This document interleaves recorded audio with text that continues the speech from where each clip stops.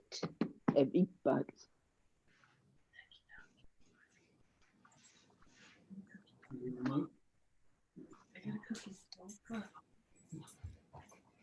Be silent. Draw your spine up tall. Draw your attention in. Begin to settle into yourself. Connect to yourself.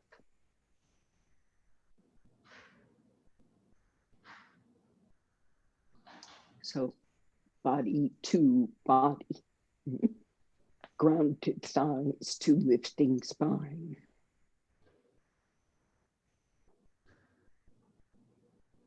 Rounding, broadening the shoulders to open the chest. Shoulder blades descending to lengthen, release the neck.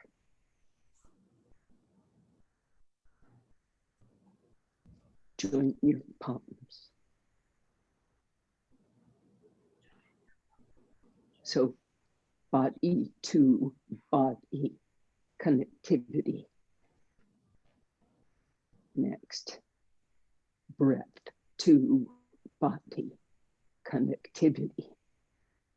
So locate the breath in the pelvis, abdomen, chest, throat, head.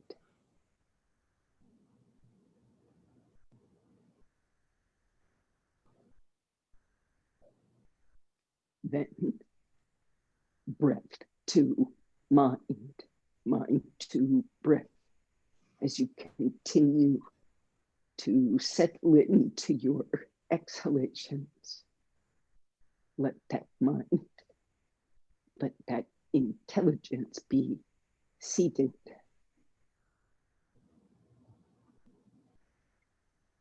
In this connected, seated way, pay homage to this yoga, pay homage to that lineage of teachers who have brought this practice to us, reaching back to that root teacher, Patanjali.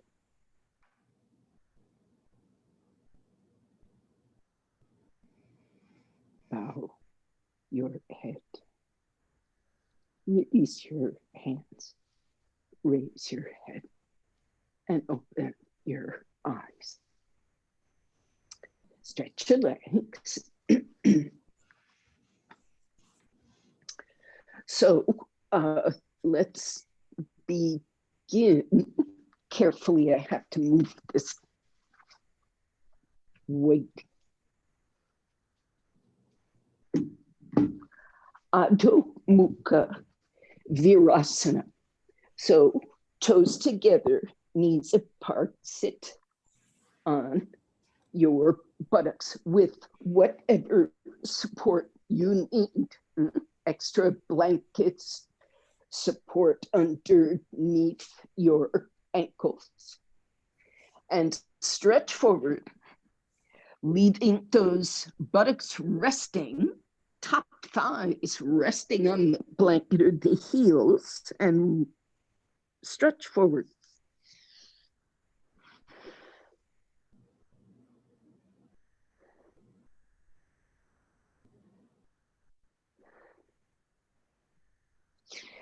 So work with your breath. Connect your breath to your trunk. That might seem obvious, but the whole trunk. The abdomen open. Let the breath penetrate all the way to the hip sockets. Then you begin linking exhalations, these normal exhalations, to the stretch of the palms. So you just begin, let those buttocks rest on the heels. Make sure the buttocks are far away.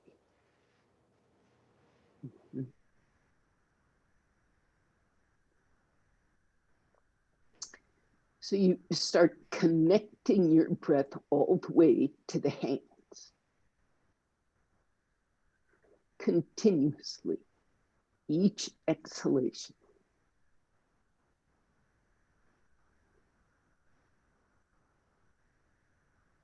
And the exhalations are not forced, but they are thorough.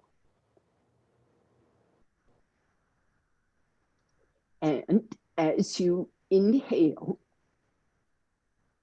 feel the spreading and filling and broadening that occurs as you inhale.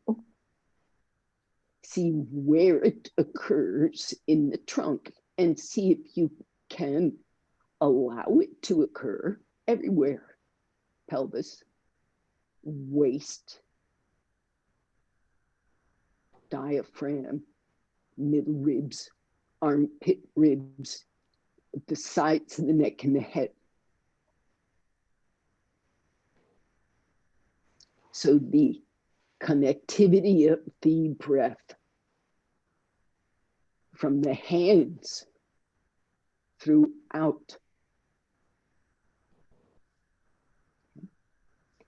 Now, perhaps these efforts have changed the breath somewhat. Perhaps these efforts have changed the posture somewhat. Hopefully both, because they are connected. Now, come up onto the hands and knees and carefully think now from the point of view of your arms.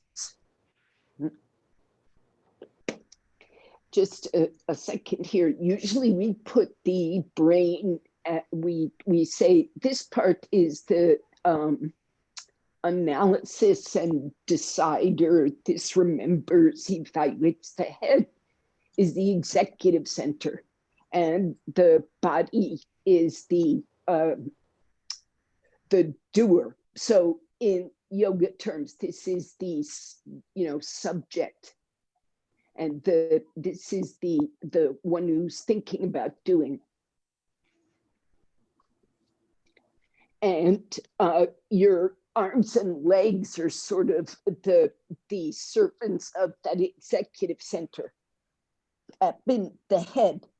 When you do dog pose this time, shift the executive center to the arms, the hands, as if the arm determines everything. The arm is doing dog pose, and the arm is what tells your hips to go up. The arm is what determines how you stretch those ribs back, not your head. Use the senses. Use the response of those arms to what you're doing. Make them the doer.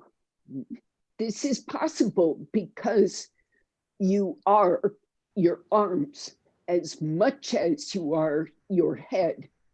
This is no more, no less. So the process of yoga is the process of distributing that intelligence evenly and equally. So let's practice making the mind, the doer, the thinker of this pose, make that be the arm. Come out, rest.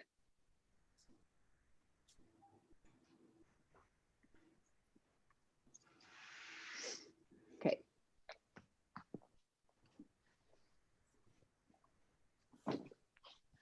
So you will lie flat, supine. Oh, beg pardon. You lie flat, supine, with your heels, can you see this, to a wall. And you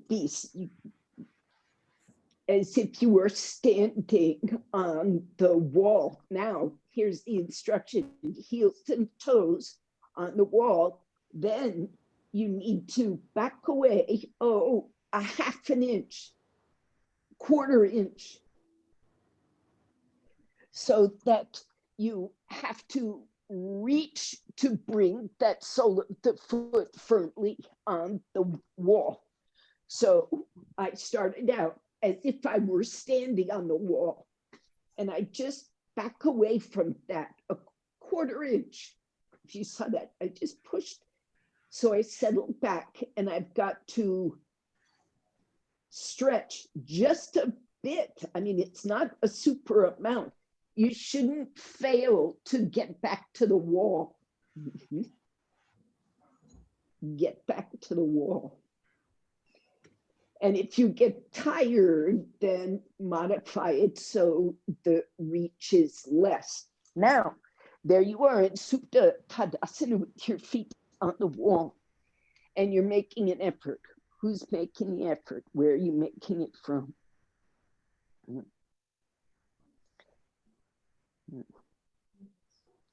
So see if you can bring some intelligence into the foot and make your feet vertical. Don't let your feet turn out. Toes parallel. Everybody separate your feet at least 3 inches. It could be as wide as hip width. Wide, yes, so they're separate in your attention. And now examine your contact with the wall through the foot and perfect it. Don't just figure things out, but stretch your legs and fix so your contact with the wall is complete, as if you were standing. So that's what you feel this. It's pretty much the leg is doing. Now start breathing. So with that same kind of penetrating exhalation to send strength into those muscles. So think about this, Chaya, and everybody, in terms of what is happening. Everything you're doing in your body is influenced and fed and nourished by the breath in just literal terms. Oxygenation, that is the fuel for the energy that moves you. And carbon dioxide is the waste product given off. Decarbonation, I think Prashant calls it. And your breath is the engine, your breathing process is the engine of this, metabolic biochemical process. So the better you breathe, the better you nourish that process. And it isn't just as Western medicine biochemical, it is also energetic. Now, make that pelvis connect to the legs with your breathing pattern.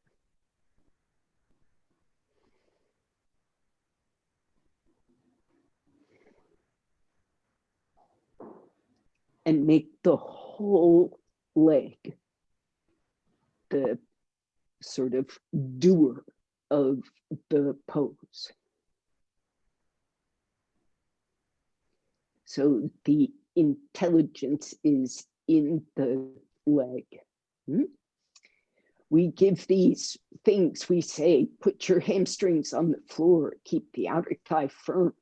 But if you work through your foot, that leg responds. Okay, come out.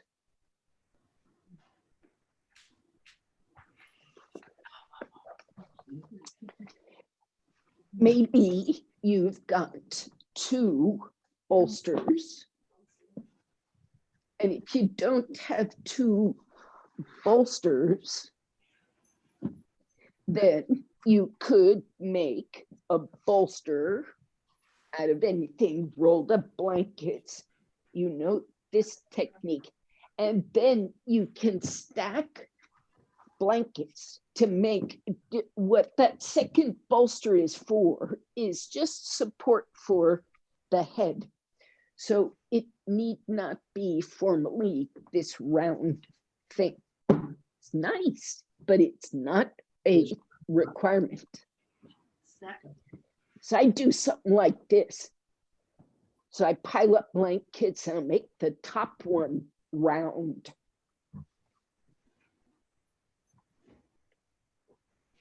Okay. Then you want to sit cross-legged. I'm going to say you got options. Cross-legged. If those hips are irritable, Baddha Konasana is not always a great thing. But if Baddha Konasana is comfy to you, you take it, okay, with the support you need for your thighs to keep your hips happy. So that's one option. The other option that is much easier is simple cross legs. And you could even take a kind of a siddhasana breath, but you've got to remember to change sides. Okay. Your chest goes on the bolster, this sternum on the bolster, and the blankets or bolster under your head must elevate it slightly. Your head isn't dropped back.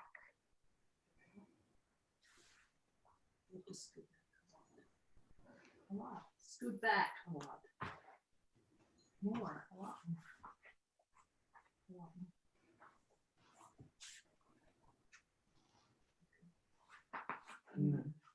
Like that kind of thing. And put your legs in Baddha Konasana.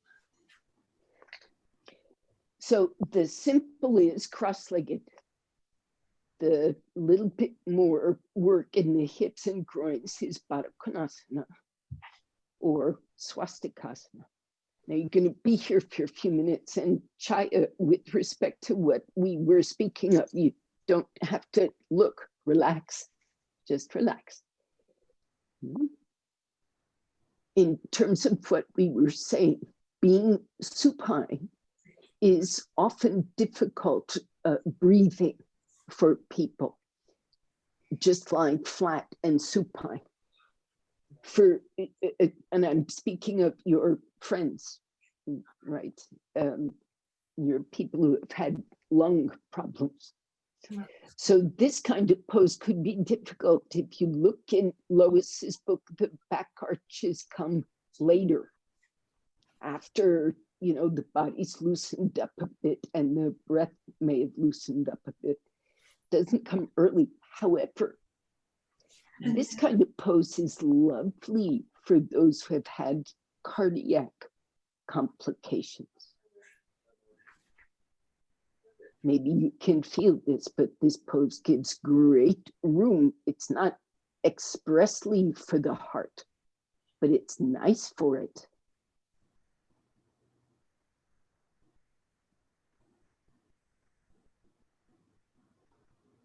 Let those arms go out to the side so the top chest opens. The shoulders go in between that chest bolster and the head support. So those arms, that sternum is open. Change the crossing of the legs if they need changing. If you're in Baddha Konasana, stay put.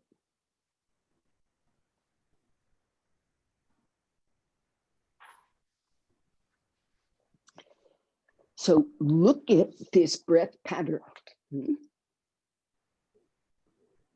and make it pervasive. You've got to fully relax your effort at breathing one way or another and permit the breath. You have to, it's like remove obstructions instead of,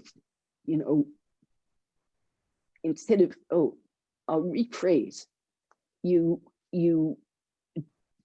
is no pushing down of obstruction.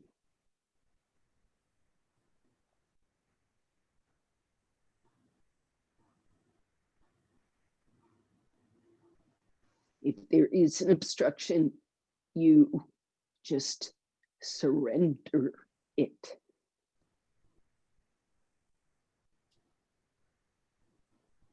Okay, now you need to come up. So perhaps an easy way is to bring your knees together and roll to your side and keep your spine relaxed as you roll. That rib cage just should settle. Now, more back bend. So I'm going to take away, in my case, all, but in your case, it might be some, right? Support. Let's watch what she's doing. And the head goes down. So between the head and the tail, there's a continuous curve. Now, Karen and anybody else who has a room with, walls, make sure you have enough room to stretch the arms. Now, if you have a very stiff rib cage, which is certainly possible,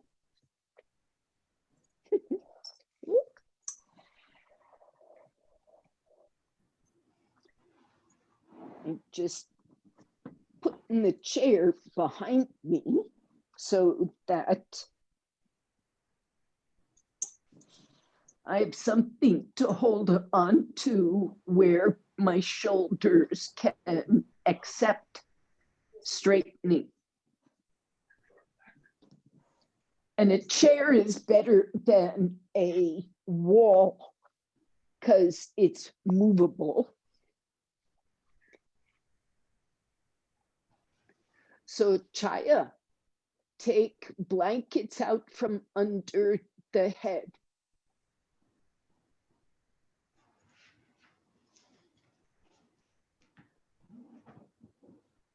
And only if the neck is uncomfortable do you give extra support, so that that curve from the skull to the pelvis is even.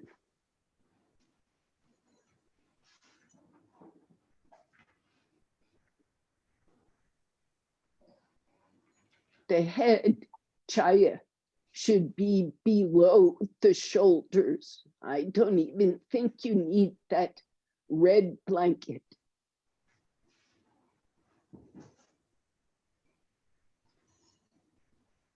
And stretch the arms.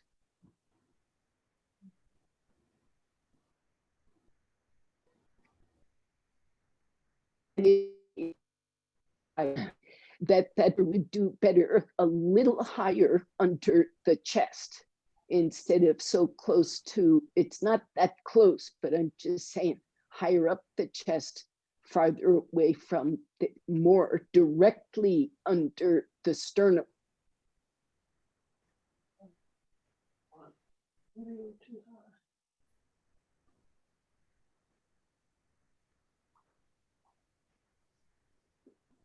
More directly under the heart.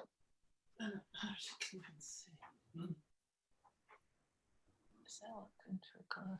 All right. Oh, that looks good. There.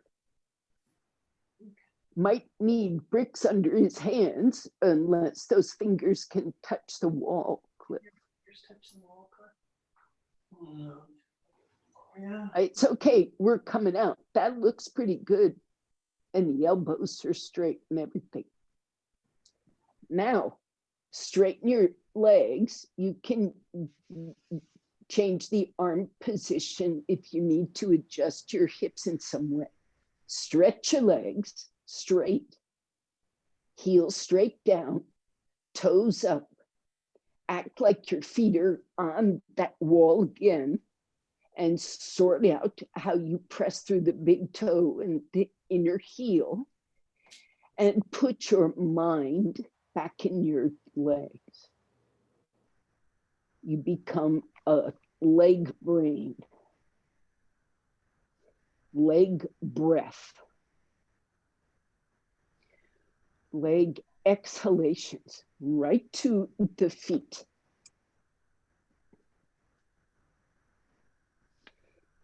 Make the leg the primary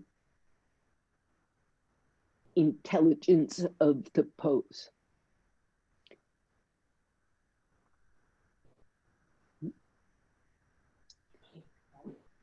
So it's kind of like the leg is having a conversation with the pelvis and spine.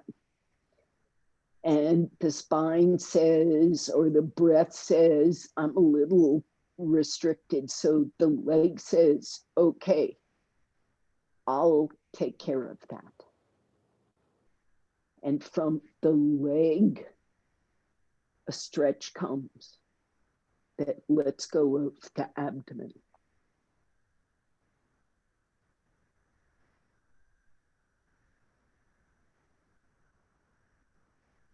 And the breath is the connector.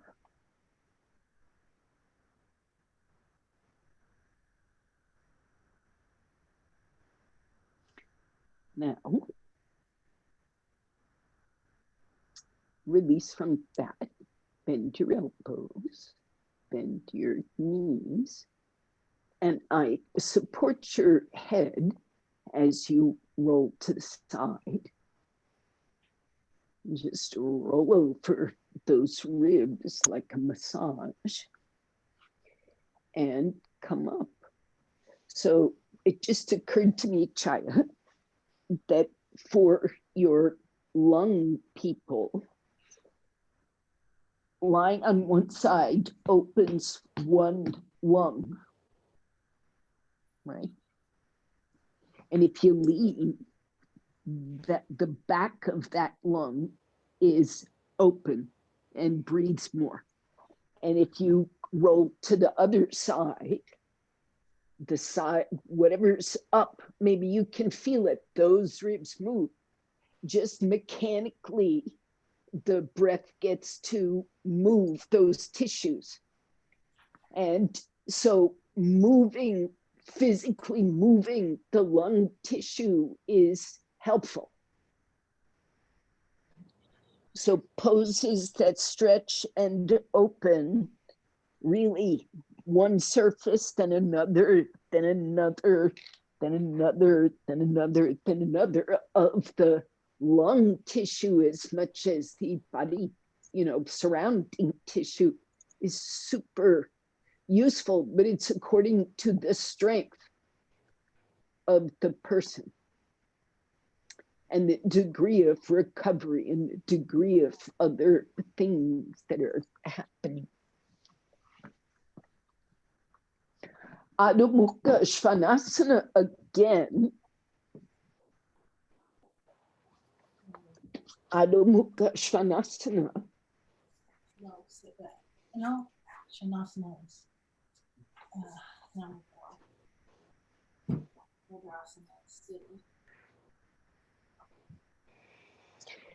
So this time,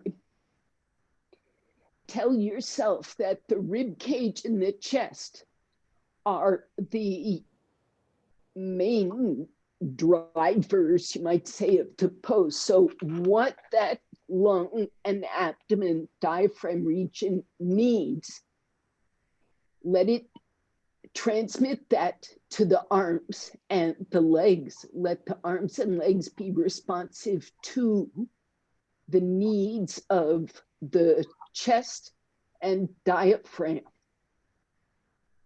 So as you breathe, your senses, the intelligence, your attention is on the movement in that chest. What your arms and legs are doing are assisting, they are being part of the action of opening the chest. They respond to the need of the chest.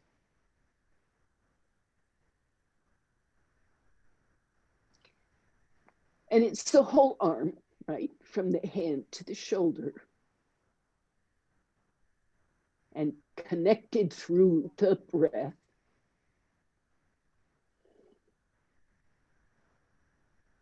An interchange between the rib cage and the arms, the rib cage and the legs, for the rib cage, for the evenness and ease of breath.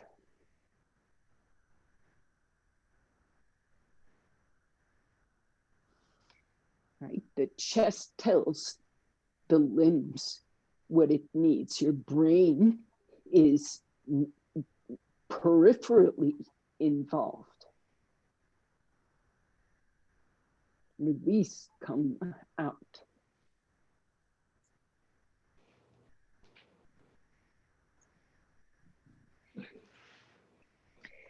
Get a, let's see, let's do briefly something that's like headstand, just preparation for it. So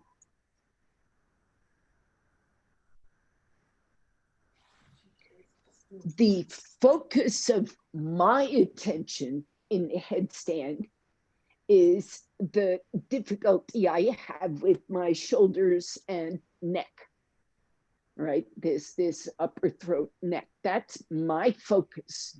Now, yours may be something else. But I'd say for most of us, it has to do with this upper body and its placement and its strength. So turn that area into the doer, the decider, the doer of the pose. Everything is for it.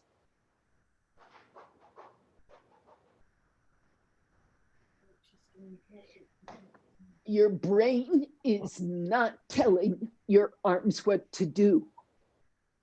Your neck and shoulders. There is no requirement that you put your head on the floor. You can be lifting your skull off the floor. Cliff. Yes, use the arm and shoulder more. And not the head and neck. Let the head and neck be neutral.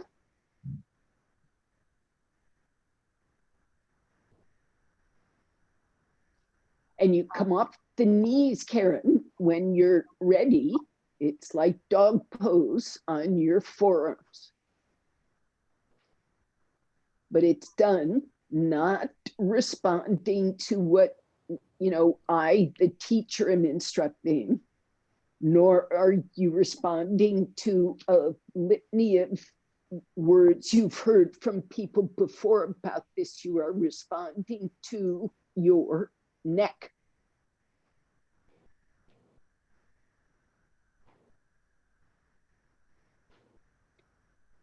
By means of the breath.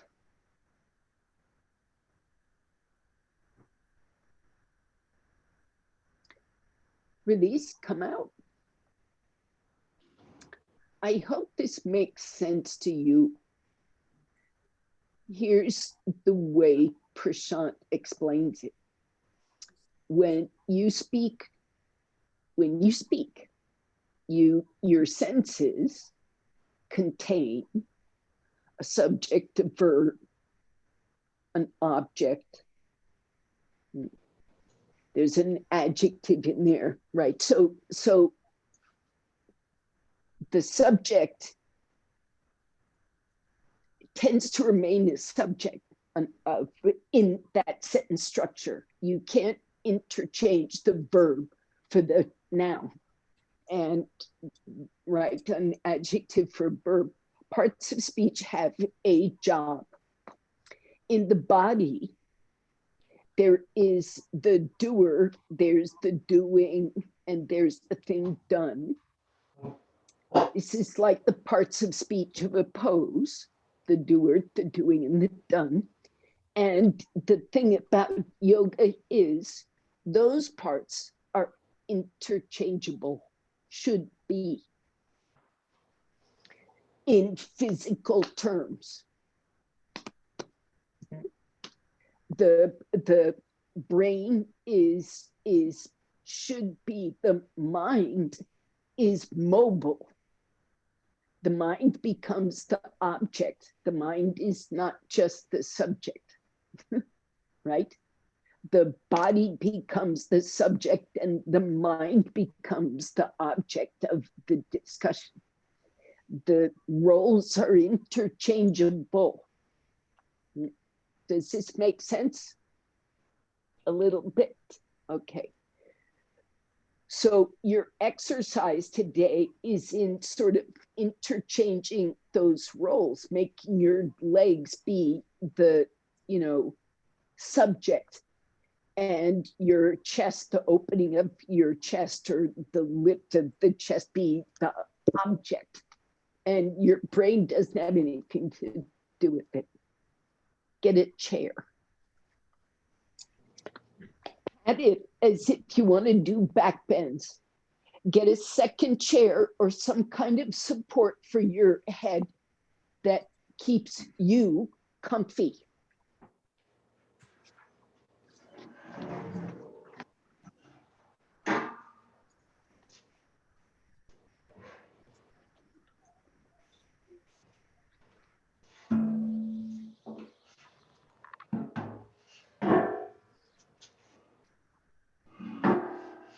Now, what would be super nice is if you could put your feet next to, near a wall, the foot end of things. If you don't have that option because the room isn't set up that way for you, what you could do is put your sticky mat back down. Sorry. So it doesn't move.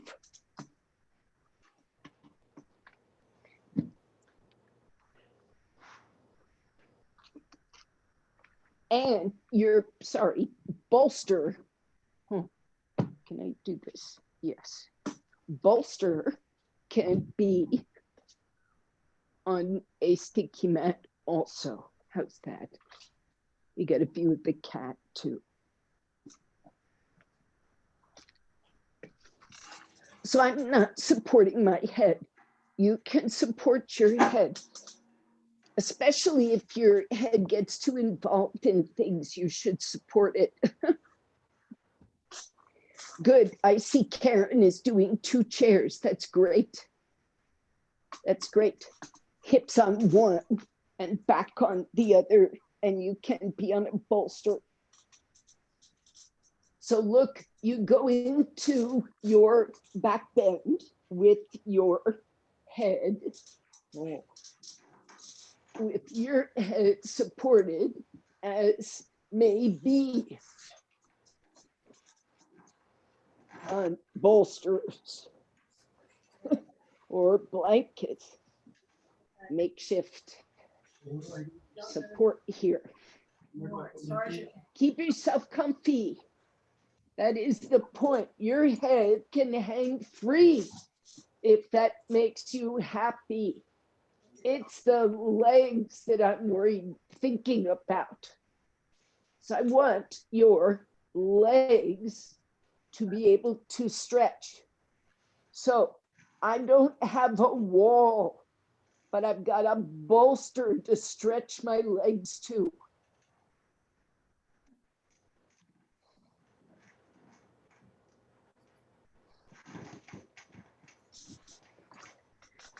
So you get comfy, whatever that means, on your chair, on your back, in a back bend shape. The head can be down, the head can be supported, the chest is open in some fashion. Now, you've got to be able to straighten those legs. So, Chaya, push your bolster under your feet, push it away from you so that the sole of the foot can, that's right. Wait, no, keep pushing. Keep pushing. Now, put that base joints of the toes also on that bolster. Yes, like that. Now stretch the leg. Stretch. So you might need it higher, but you see how you push the whole foot, inner foot, outer foot, against that bolster.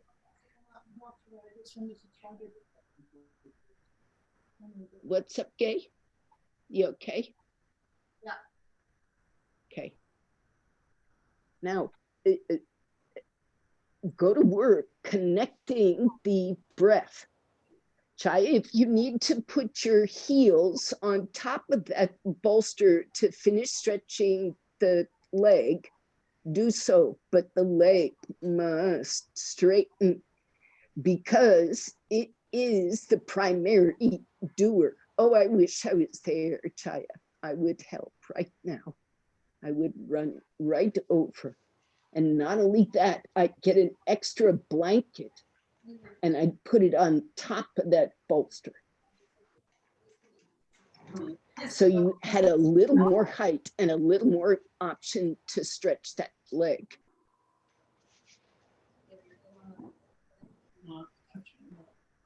Because if the leg is the main doer of this pose, you have to have every option available to that leg. Mm-hmm. Separate those feet a little bit, Karen. That'll help the hip sockets sort. And I know there's a wall outlet there. Go wider than that, like chair. Yes. Now stretch. And you see there's really a big difference in the pelvis when you do this in the connection. Work with your breath. Ultimately, the arms can go overhead.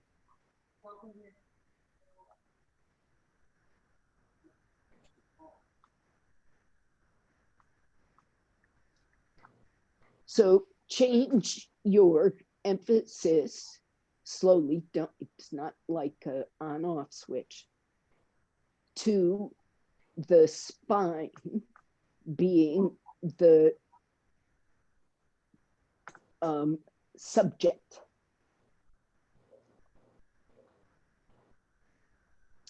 So the attention, the work is determined by what that spine is asking for.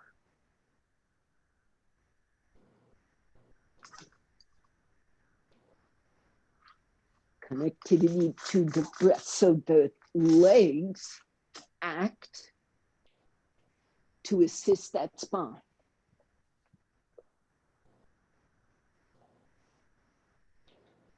The breath acts through the legs to assist that spine. And spine means really that vertebral compartment, the muscles on either side of it that kind of move it and stabilize it. So that whole compartment, it's inches wide up and down that back. and it spreads from there. You feel it's spread outward toward the ribs. So move those legs for the spine.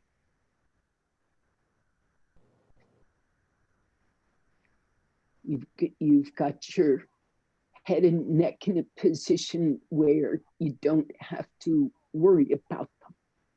They can be part of the back bend. They can be neck supported out of the back bend.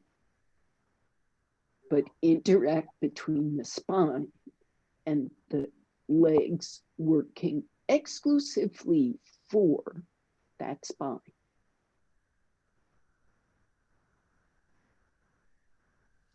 And the breath, deeper and deeper exhalations to increase the connectivity. Now, if you're ready, you begin to come out. The arms come out, the knees bend, feet go to the floor. You get your bearings. And inhale, sitting up. So perhaps you got a sense of difference in orientation when the leg is emphasized or when the spine is emphasized. Come out of, yes, Chaya. Was that a question or a yes? You got some of the difference. Yeah. I can hear you. Yeah. I used my intelligence, my brain. I used my brain, and I'm able to push my thighs down more than before. Yes, I saw the leg straighten. Yeah. Get straighter. Yes. And was there a response in the spine? Yes. Yes. Okay. Yeah. So what started the needing, the desire to straighten the leg? Did your brain just say, I need to straighten my leg? Or did your spine? But I use my brain to mediate. Do my asana. Yes. Yeah. So yeah. Yeah. I didn't focus on legs, but I focus on my body. So yes. Yeah, it's very difference between the regular and now. Yeah, I see the difference. Yeah. Okay, lovely. Dog pose to undo the back bend. I do want to do twisting poses. So in theory, we could just go straight to twists. Goes my sticky mat back down.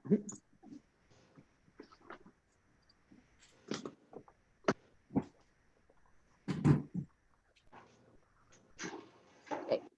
So you might put a blanket or two underneath your hips so that you are comfy.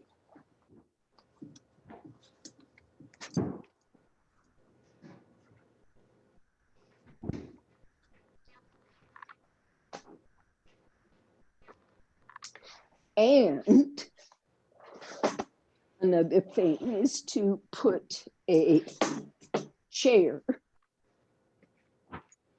behind you.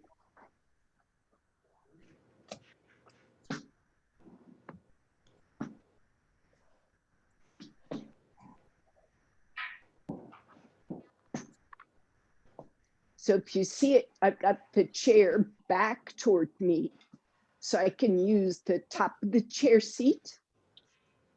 I turn the chair facing away from me.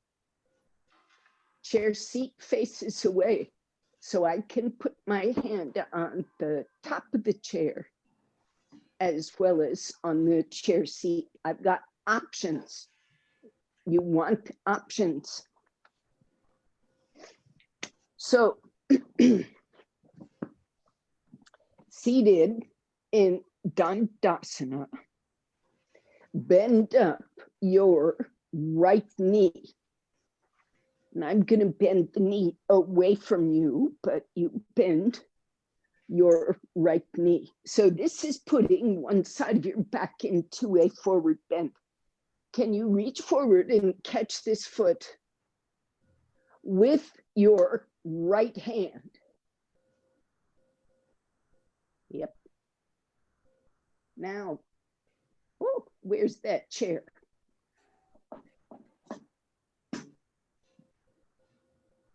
I think this chair back, do you see how the line between my two hands is straighter? This is down, this is up. So I want to come up. Come up.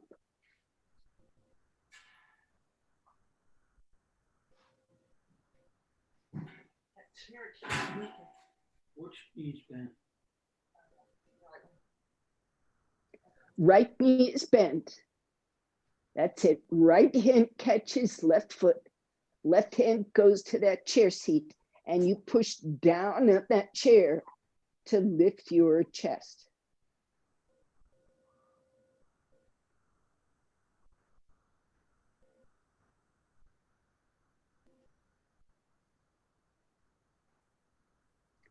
Good. Come out.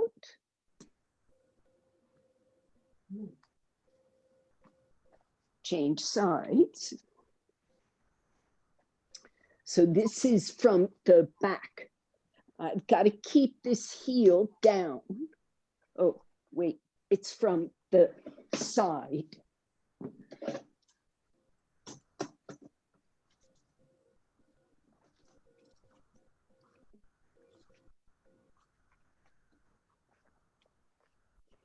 So this knee can't drift out.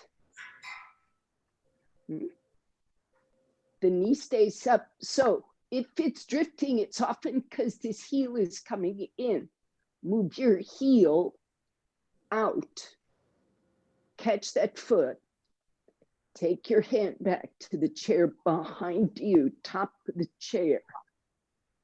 And really develop your wingspan there. Spread.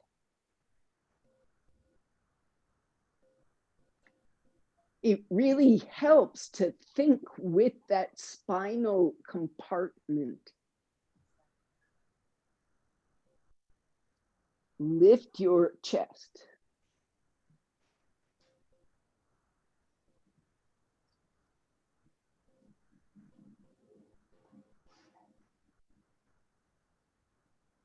And come out one limb at a time.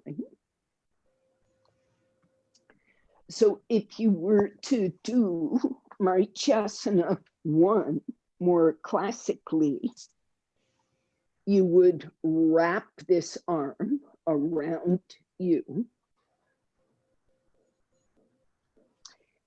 And the reason I'm not doing that is because I don't want any closure of this back body. So I'm doing this so that the back of the rib cage and the spine get or stay spread and open. So there is nothing wrong with, in fact, there is a tremendous amount that is fantastic about this clasp. But the spine has to be able to stay open, not squeezed. So you feel how expansive you are there. If you like, release from that and try to clasp. How? How do you do it? Right, try the clasp. So this hand that was holding your foot goes behind. This hand that was behind you tries to catch the other hand. Now, spread your elbows, lift your chest. Can you keep the same broadness across that rib cage, back and front? Cliff needs a strap. Stay there. Spread the elbows. Pull on your hands. And release, come out. If they can't clasp, you get a strap to connect them. So, and if they don't clasp, you see the problem, right? You need something to attach to give you some freedom to open the chest. If you don't have a clasp, all your body has to be struggling with the pose. Once you can clasp, the spine can be more free. Side two, please, if you're not there already. Side two, and Cliff, get that heel out just a bit more. There is no problem sitting a little higher, some of you.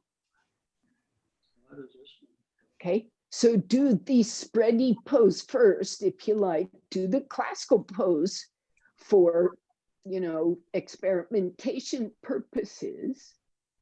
And then take that left hand to the right foot, right hand to the chair back. Look at this. Follow.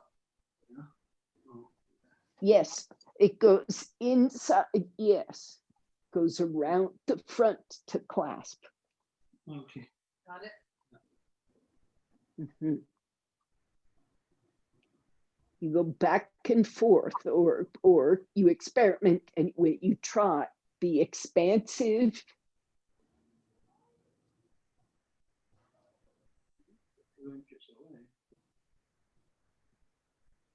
So make no mistake, this too, with the hands on the foot and the chair, is also Marichyasana 1.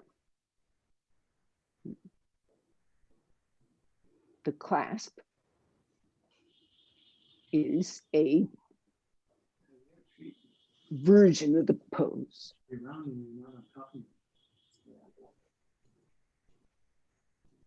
Yes.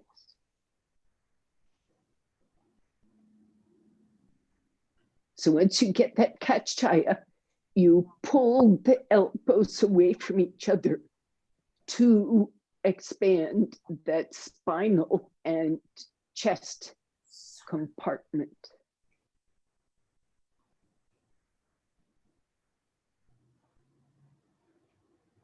Mm-hmm.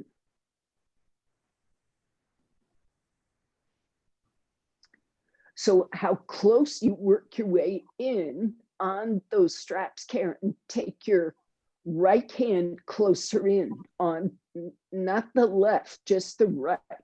Yeah. And then pull your elbows away from each other. Uh-huh. Yeah, see how it helps you sit up straight. Okay. Come out. Have you done both sides roughly equal time? Okay. Is your spine happy? Are you okay? Cliff laughed, so I don't know how to interpret that. I'll interpret that as a relative thing, relatively okay. Now, let's see, 503. So we need something like Setu Banta Sarvankasana. Take, bolster.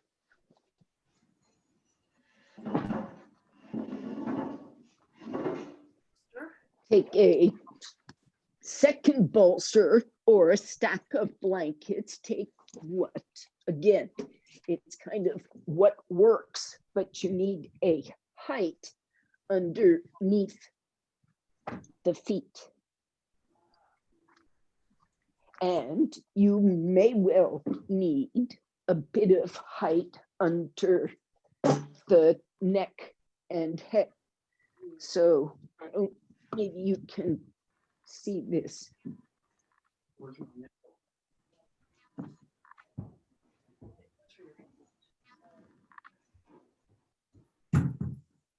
That's right. That's So nobody told me that I did not spotlight myself for this class, but since there are 4 of us, I think we're okay here. And you have seen me just fine. I hope Jonathan is happy. Now, said to Banta, and those who feel great about backbending could add height. Those who aren't great about backbending, you keep this bolster. Coiling down, taking the shoulder blades to the floor. now over bolster with your shoulder blades on the floor.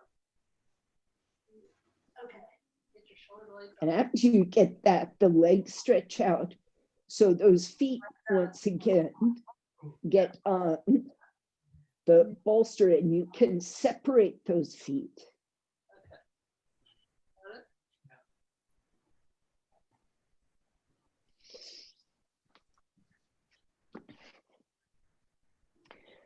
Palms roll up. The arms go out to the sides. And at this point, they don't go anywhere near overhead. They're just, the elbow should not be higher than the shoulders. Palms up.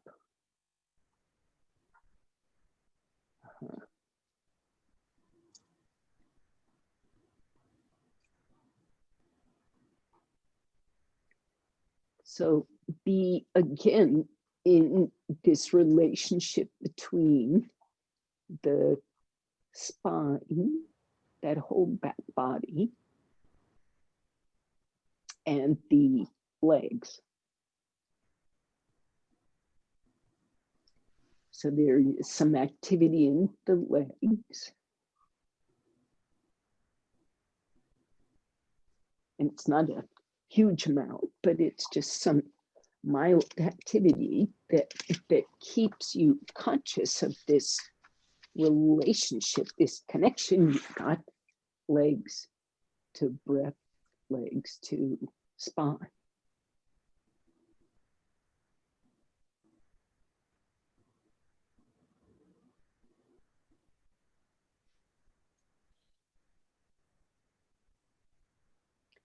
The brain subsides.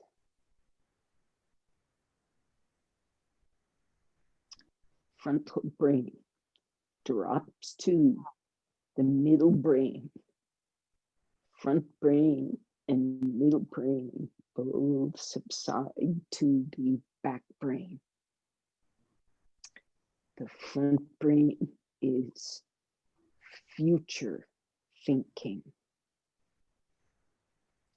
The middle brain is memory, past thinking. The back brain is the present moment awareness brain.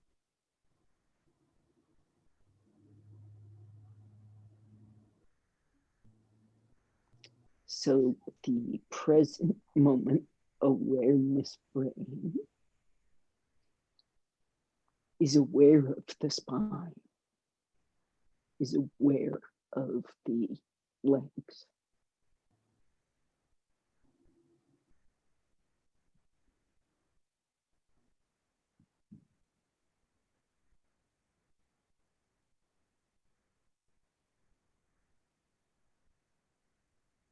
So through that connection of the present moment mind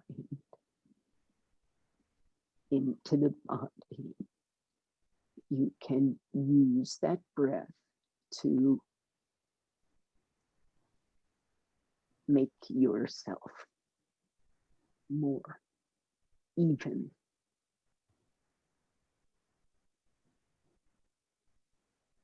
settled.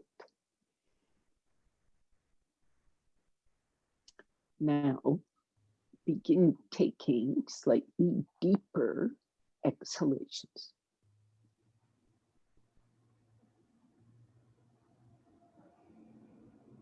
Doesn't have to be much, and the development of these deeper breaths is according to your capacity.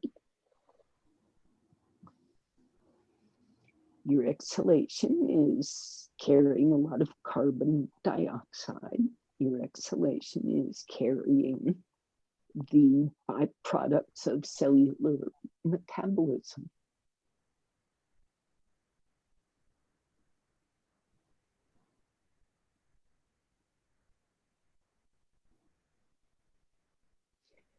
So use your exhalations connected through your senses, down the spine, down the legs. Use that directed exhalation to scour out the passageways. Use your imagination to connect the mind to the body parts. Scour the arteries, scour the veins, scour the cells.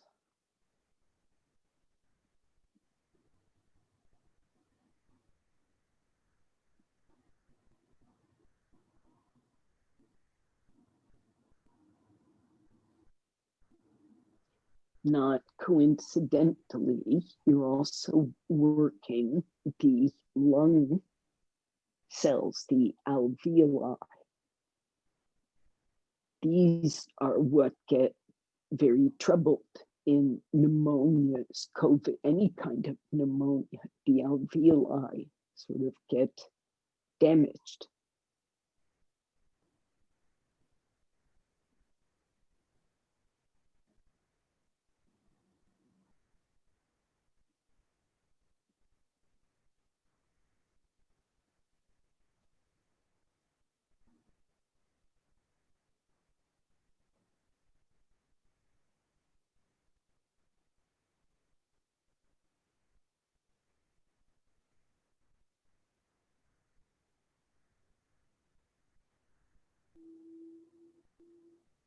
Front brain, quiet.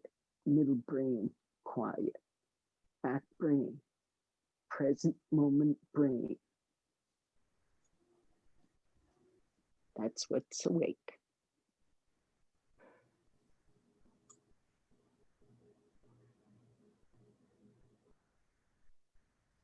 Now, slowly prepare to come out, and then come out one thing at a time.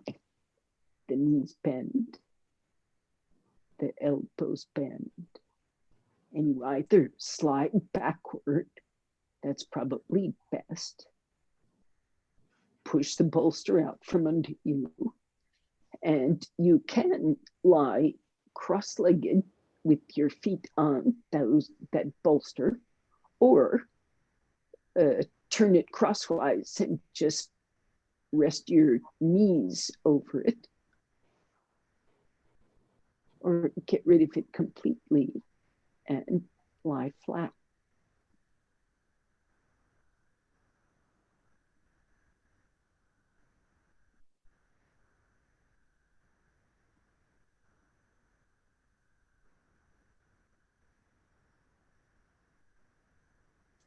Now, if you were recovering from pneumonia, the face down shavasanas, there's several of them, might be much more comfortable.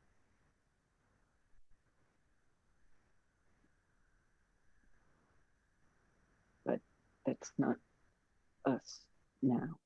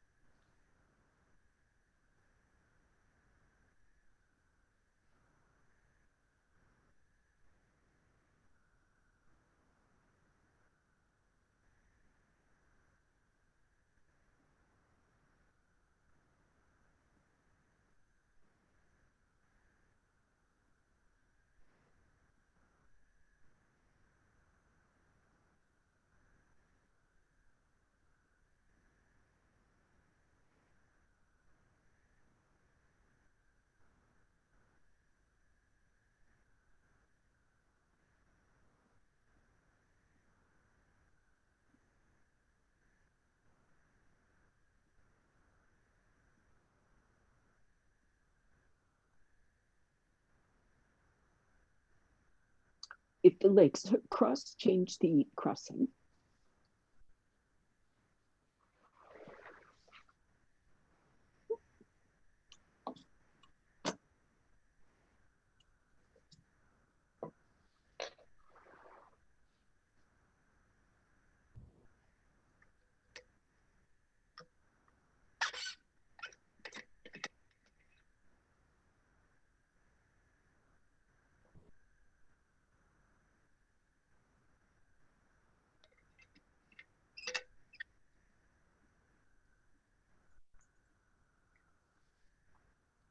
Bring yourselves back.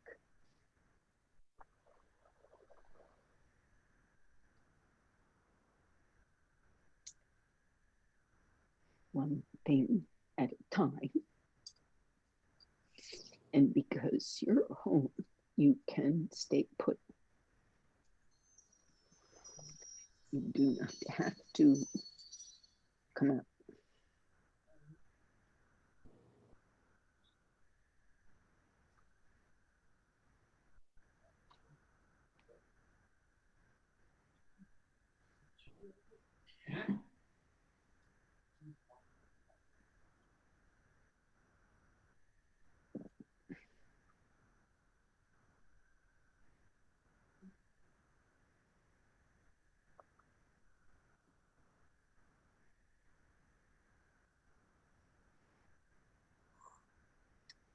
Namaste.